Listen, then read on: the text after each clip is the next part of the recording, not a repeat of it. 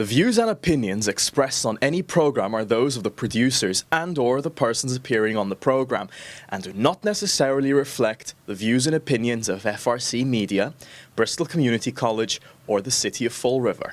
This week on FRCmedia News, prospective police recruits can apply for a scholarship to help defray the costs of attending the police academy.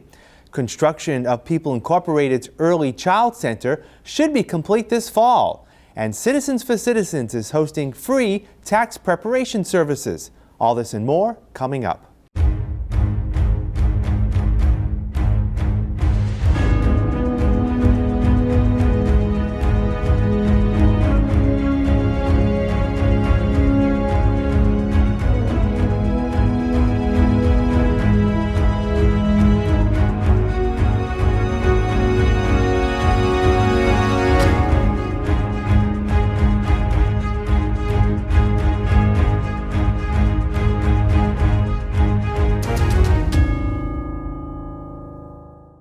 It's Thursday, February 6th, 2025. This is FRCmedia News.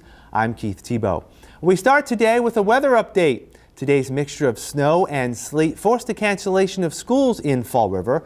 Road conditions are expected to improve tonight. City officials are keeping an eye on another storm that could impact the area Saturday night into Sunday. We'll have updates on the bottom of the screen on Channel 95 as well as on our Facebook page. Prospective police recruits can now take advantage of a scholarship program to help offset the costs of attending the police academy. The state legislature, working alongside the Municipal Police Training Committee and the Bristol Community College Police Department, has allocated $750,000 to fund up to 100 scholarships to potential recruits. MPTC Executive Director Richard Rathbun says prospective officers often have to pay for equipment and training needed to complete the academy, impacting the number of available recruits. Over the past several years, there have been growing concerns about the challenges surrounding officer recruitment here in Massachusetts and around the country. Fewer individuals are pursuing careers in public safety, creating staffing shortages that strain agencies across the Commonwealth. For some potential recruits, the cost of attending a police academy is a significant barrier. Financial obstacles disproportionately impact underrepresented and economically disadvantaged individuals, limiting their ability to pursue careers in public safety. The MPTC Scholarship Program is a direct response to these concerns. By covering upfront enrollment costs and supporting applicants through their academy journey, we are breaking down barriers that may have prevented many talented and capable individuals from pursuing a career in public safety. This scholarship program is about creating pathways for individuals who have the passion, commitment, and potential to serve their communities, but may lack the resources to take the first step. Recruits are asked to apply for the scholarship through the Bristol Community College's Police Department. Bristol's role in that is that Bristol Community Police Department will sponsor the individual applicants. To get entry into a police academy in Massachusetts, you have to be sponsored. We will be the sponsoring agency. They need to apply for a scholarship. They would then be scheduled for an interview if they meet the minimum qualifications by the MPTC. They would be interviewed and the committee would decide on whether to grant them a scholarship. We do have some applicants that have already been interviewed, and hopefully we'll be starting an academy very shortly. Fall River Police Interim Chief Kelly Furtado says the city is proactively seeking recruits to fill upwards of 40 patrol officer positions. She says the scholarship program will provide financial support to recruits while streamlining the onboarding of new officers. It takes so long for the hiring process. So if these kids are sponsored, which it sounds like this is going to come to fruition, if they're sponsored by BCC, they go into the academy, and we can have, when it comes time for hiring for us, we can have them all ready to go, instead of now we have to go through the whole process of getting them through the PT testing, getting them through the MPTC testing, getting them through their physicals and things like that. So these kids will be kind of plug and play when it's time for our hiring, which will really, basically, once they're hired, they would just have to go through the FTO program, and then they could be right out on the street within 4 or 5 months, which would, compared to a year, it will be so beneficial to us. Fall River-based human service agency People Incorporated is nearing completion of a new early education center in Fall River's North End, slated to open this fall. The preschool will replace the agency's current facility on Locust Street and will increase enrollment from about 150 to 200 students. President and CEO Megan Stirk says the $13 million facility will feature large learning spaces and an innovative educational experience for youngsters. We looked at a lot of places to renovate, and it finally came down to we wanted something that was unique to us, that we started from the ground up. And this school is exactly what we've envisioned. Every inch of this building and this land is something that we have prioritized focusing on. And so it's to, when kids here in Fall River are starting off their educational, career in education, they're walking into this building and this is what they deserve. And throughout their entire educational, years ahead, I want them to know that this is the type of school and this is the type of education that all kids of Fall River deserve the best, and it starts at that infant, toddler, or preschool age. So helping to bring more capacity to the city of Fall River, a high quality, and within a state-of-the-art facility. Funding for the center comes from a diverse set of public and private sources. We had this vision for many, many years, so People Incorporated immediately we began focusing on the budget for this. And so we're really proud that at least $4 million of it is from our own reserves, and that was where we started. And then with Nick Christ and Ann Tangent, Bay Coast and Bank 5 respectively, they came to the table first as we kicked off our capital campaign, along with mechanics. Many community partners just stood up and they got our ball, the ball rolling for our capital campaign. So, that capital campaign is going to bring us over, $2 million under, congressional directed spending from Senators Warren and Senator Markey. We've got, $2 million through them. The state of Massachusetts has come through with $1 million. We're in the middle of a new market tax credit transaction as we speak that we hope to close by in March. That'll net us another over $1 million with all the partners at the city, state, and federal and private level. We're here because of everyone noting the importance of education and seeing what we've got here. And it all has we've just been very, very fortunate. Ms. Stirk says when complete, the new facility will be a welcoming space for parents seeking an early childhood education, regardless of income. Most of the slots here are subsidized, so we have many of the children that are coming here are receiving subsidized rates. We have many children who are involved in DCF. And again, we'll also have private pays as well. So the school is a blend. The school is for anyone and everyone. So we open up our doors. We will be opening up our doors to everyone, and that's just one of the things that we're most proud of. And it's, again, we're here. The train's going to cut through the backyard. We were on the bus route. We're in the north end of Fall River. We know, we provide transportation, but it was important for us that we're located so that folks have access to us as well. Last week, the City Council Committee on Health and Environmental Affairs held a meeting seeking an update on the city's water supply. Director of Community Utilities Paul Furland says the state of the city's water in the Watuppa Pond is strong. Fall River has excellent water quality that's partially from all of the water, all the land that was purchased to protect our drinking water supply back 150 plus years ago. So the level of our ponds right now are very good. South Watuppa Pond is negative 25 inches. North Watuppa Pond is negative 11 inches. That's good because the south is low enough where it has a buffer if we get rainstorms that we won't come up too high in South Watuppa. And the North Watuppa being at negative 11 at this point of the year is very good because then we'll be able to bring that up so that we have enough water to go through the summer without having any drought issues. The Water Department is still seeking input from property owners on whether they have lead service to their homes, using government money to replace that service for free. To the conclusion of this past year, we replaced over 1,000 lead services, all the way from inside the meter all the way out to the main with no cost to the customer. We have about another 6,000 homes, primarily unknown service material, that we need to get in to inspect those homes to verify whether they have lead or whether they have some other material within their home. If they have a lead service, then we'll be able to get them scheduled in the upcoming year to be able to get their service replaced at no cost to the homeowner. But it's very key for them to contact us, call us, check online on our interactive service map website to see whether they have a lead service or whether it's an unknown. Replacement of this lead service only helps out the home itself. It puts in a newer material, a new service, so if your older service could potentially be prone to leaks or anything like that, you have a new one in place that you may not have those issues.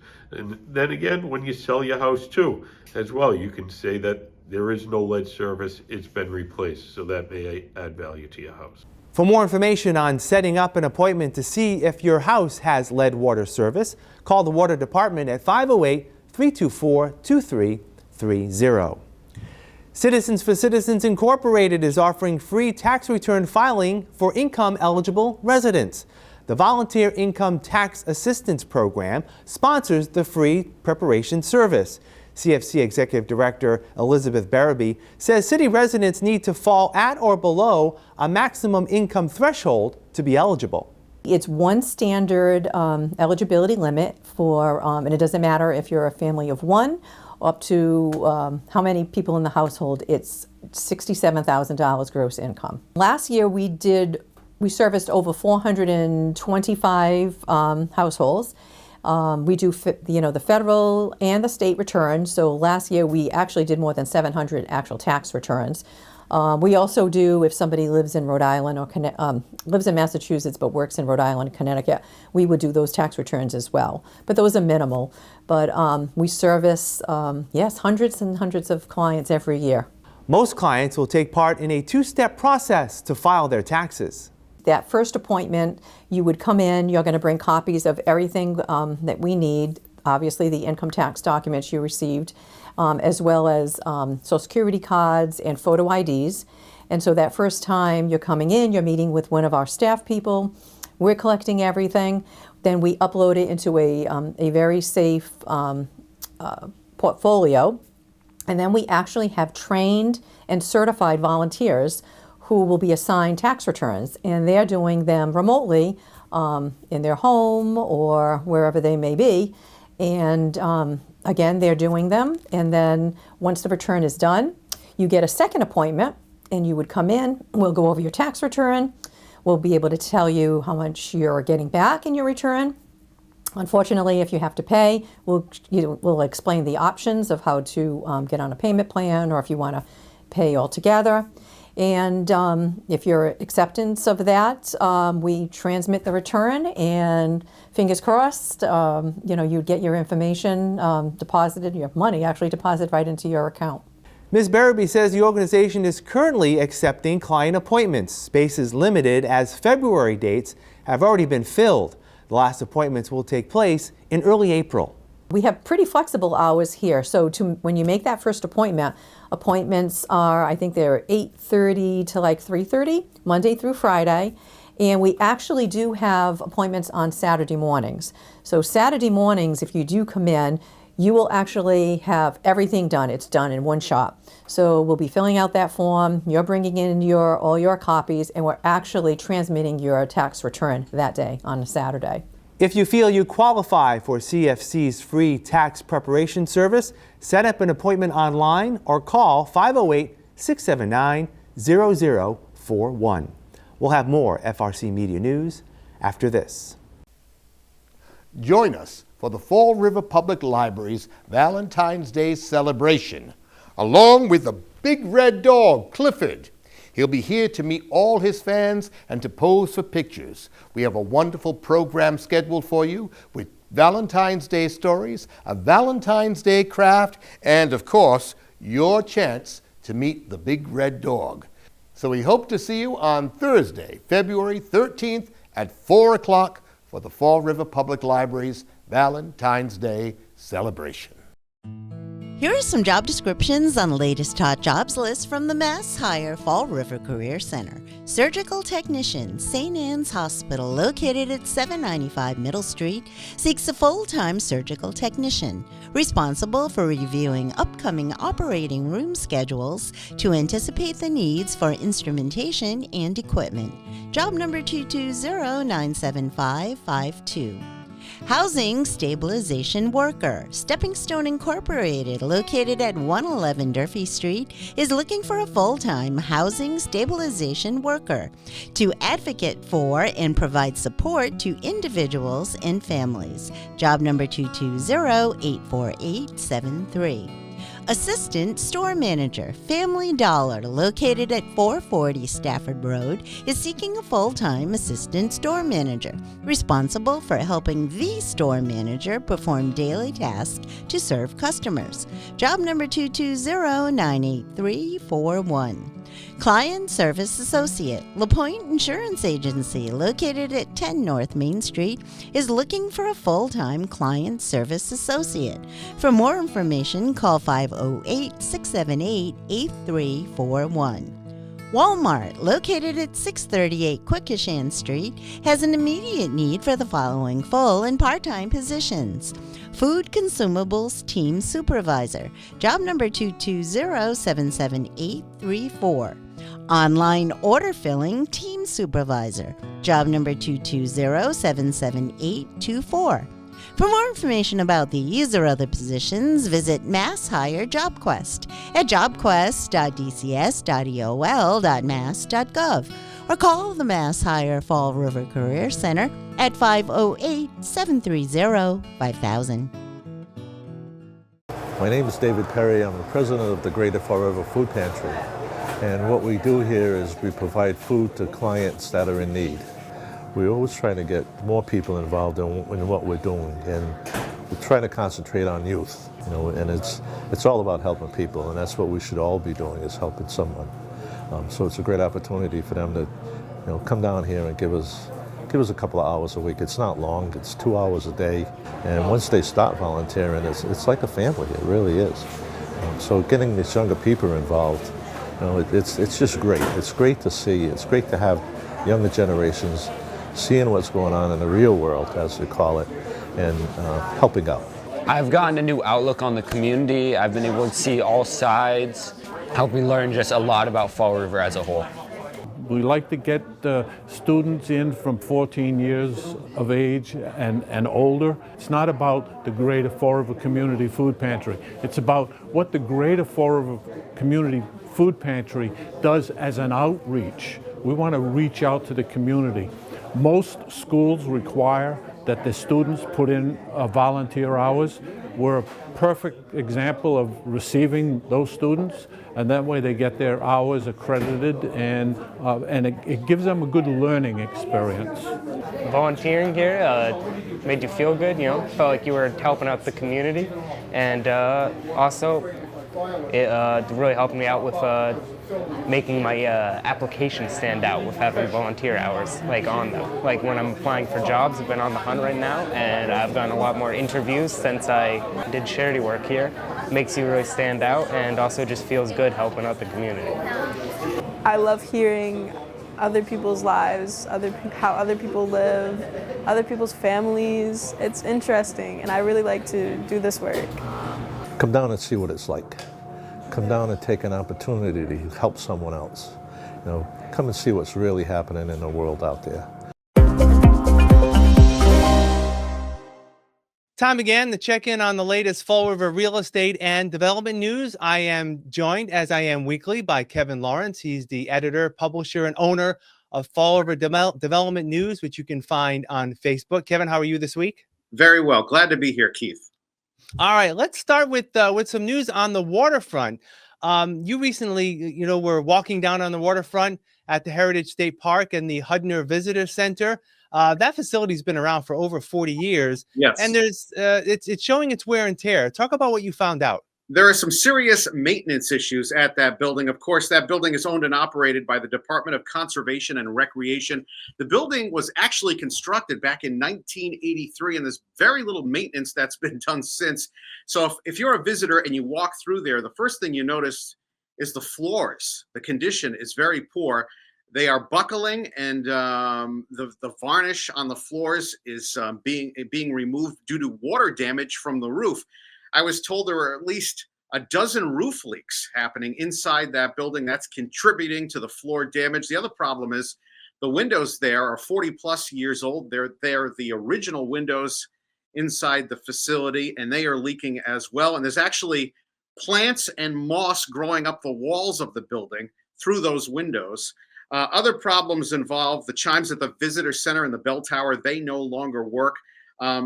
Also, the visitor center stairway to the bell tower is closed off. That's dilapidated as well. And their HVAC system, I went in there one afternoon, and it was literally, it felt like it was 100 degrees in there. They're having trouble regulating the temperature. So hopefully they'll receive some funding from the state to make these necessary repairs, because the building is really in deteriorated condition at this point. Yeah, do you know if there's any money available? I believe you reported that DCR has used some ARPA funding for other facilities. Is there a chance Fall River will get some? Well, they've used it for other facilities around the state. I think there's 6 or 7 other heritage state parks within the Commonwealth of Massachusetts. Unfortunately, the Fall River Heritage State Park, the funding has not yet been allocated. There's no word from DCR as of yet. So they are hoping for some funding at some point. There was a deadline for ARPA funding. I believe it was December 31st of this year, and nothing was submitted, as far as I know, for funding to repair the Fall River Visitors Center at Heritage Park. Yeah, I know that the ARPA funding needed to be allocated by December of 24, but spent by 2026. So we'll have to see. Maybe there is some money allocated we don't know about yet, because again, people going down there, it's obviously one of the focal points of the waterfront here in Fall River. So keeping that up is obviously not a city issue. That's a state issue. All right, moving on to some other developments on the corner of Bedford and 7th Street. There's a parcel of land there that may be a future site of an adult daycare center and some apartments. Yes, this is owned by Cordero Properties. What was on that site was Canton's Used Cars and Geronimo's Collision Center. This is right off of Bedford Street. They're currently being used for parking by Cordero Properties, and he is now proposing 52 residential apartment units, as well as an 8,800 square foot daycare facility on the ground floor. So some significant development in the downtown area. This is right across the street from Primacare, if you're not familiar with that parcel of land. Yeah, very interesting, strategic part of downtown, close to downtown Fall River. And finally this week, there's going to be a public hearing by the planning board next week on a potential suite of apartments, if you will, in the South End on Slade Street. Talk about that. This is at 951 Slade Street. The brick building was formerly a daycare center. There was a proposal last year to put 15 residential apartments in that complex. It was denied by the zoning board, and he is going back to the planning board, the applicant. His name is Jamie Duff, and they're holding that public hearing on February 12th. He's now looking to put 11 apartments in there. The neighbors were very upset with the 15 apartments, so 4 fewer may convince the planning board to go ahead with that, and then it would go back to the zoning board for approval. I know the photo you sent us, which is on the screen right now of that property, it doesn't look like it's very big, at least from the angle you have. Yeah, so 15 apartments crammed in there might have been way too many. The neighbors were in opposition of that proposal back in January of 2024, and as I said, it was denied by the zoning board. Let's see if 11 makes the cut this time. All right. You can find out more about Fall River Development News. Go on Facebook, search Fall River Development News, and you'll see Kevin's content pretty much on a daily basis. He posts things, and a lot of it is really intriguing. He does a lot of work in terms of what's happening in terms of development, and it's a great place to follow. Kevin, thank you for your time. We'll talk next week. Thank you, Keith.